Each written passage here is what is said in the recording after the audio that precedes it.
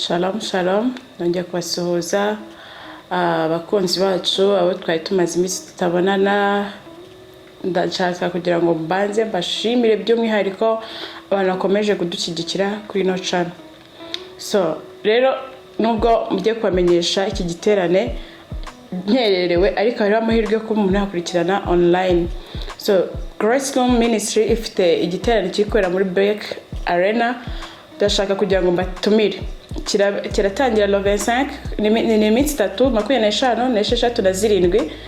Utabashije kuboneka waba uri kure cyangwa se wenda uri mu bindi bintu bitandukanye, ndagira ngo ngutumire wenda wabasha gukurikirana online mu materaniro ari kuba. Ngira ngo nshishikarize buri muntu wese yumve ko kino giterane ari icyanjye cy'umugisha.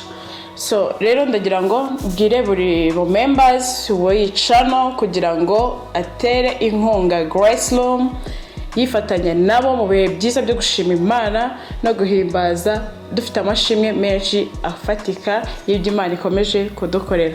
So rero ni muri urwo rwego nashatse kugira ngo batumire, bifuriza kugira ngo muze tubane muri bino bihe byiza byo gushima Imana no guhimbaza. Murabizi twebwe gahunda yacu no gushima n'ubundi nk'uko bisanzwe, no gushima Imana, no gusenga, ibintu byinshi bigiye bitandukanye dukunda kuganiriraho hano. So rero abantu tutaduherukanye, murabizi ko ngewe ntago ngenda ntasenze, ndakwira ngo dufatanye dusenge muri kano kanya, dusengera n'ubundi buri muntu wese aho ari anasengera na kino giterane, dusengerana n'ibyifuzo bigiye bitandukanye kugira ngo Imana ikomeze ibane natwe. Reka dusenge hanyuma dukomeze tubane. Uwiteka Mwami Yesu, twongeye kugushima, twongeye kuguhimbaza, tugushimiye ubuntu bwawe, tugushimiye umuteguro wawe mwiza ko ari mugari munini ku buzima bwacu. Yesu Kristo, izina ryawe rihabwe icubahiro. Mwami wanjye, Mwami Yesu, nkomeje kukwereka kino giterane cyo gukuramya no kuguhimbaza no kuvuga amashimwe yawe. Nemerera imitima ya buri muntu wese uri gukurikirana Mwami Yesu aka kanya ino channel, ndasenze kugira ngo umukoreho, imbaraga zawe zimwururukire Mwami Yesu, zimukoreho kugira ngo abashe kumva ko kino giterane ari icye, abashe kumva yuko iki gihe ari icye cyo kugendererwa nawe.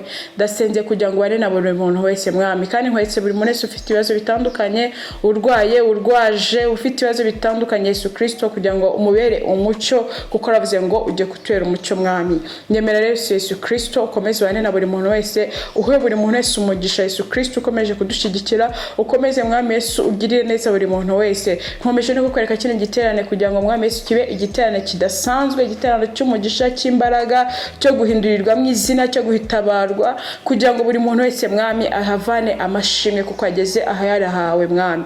Ndagushimye Yesu Kristo, komeza wane natwe, komeza tugire neza, ndetse dushoboze gukomeza kuba imbere yawe tugushima iminsi yose, bye ku iyi minsi 3 gusa, ahubwo bibe iminsi yose Mwami, kuko wavuze ngo tuhore tugushima Mana.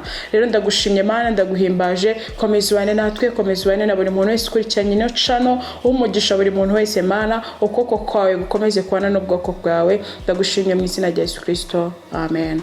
Ciao ciao, naho butaha ndahari, tujye kuzatubana uko Imana izajya idufasha mu bihe bigiye bitandukanye. Ciao ciao, shalom, Imana ibamere umugisha, ndabakunda cyane.